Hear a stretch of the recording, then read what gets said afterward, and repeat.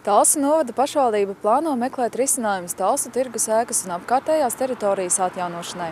Lai apzinātu esošās problēmas un veiktu nepieciešamos uzlabojumus, mēs jautājām iedzīvotājiem, kā viņi vērtē Talsu tirgu.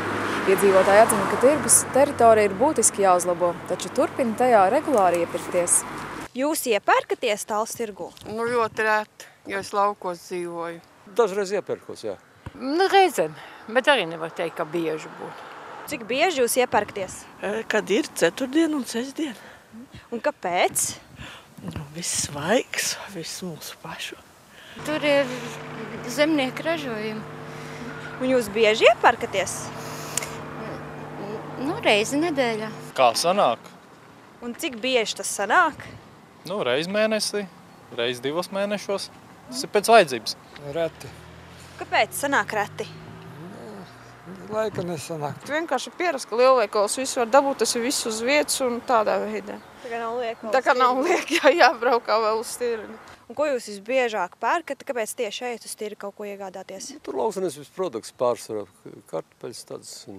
Pārtiks produkti, piemēram, gaļas šitien tie autobusi, kioskiņi vai ne. Tur ir vienmēr kvalitatīvu gaļu svaiga. Varbūt esat kādreiz arī kaut kādā citā pilsētas tirgu iepirkusies? Diemžēl ne.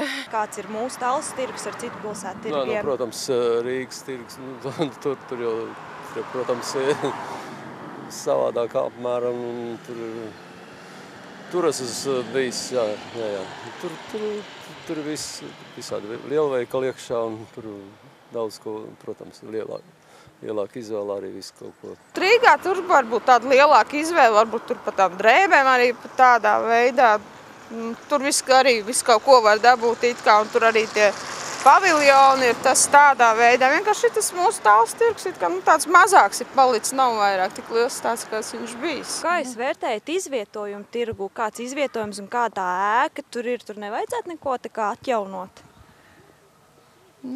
Grūti pateikt. Nu, vispār jau tā kā man apmierina. Nu, patreiz jau trūcīgs ļoti liekas.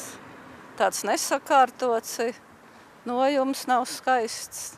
Es domāju, ka labs mūsu tirgus.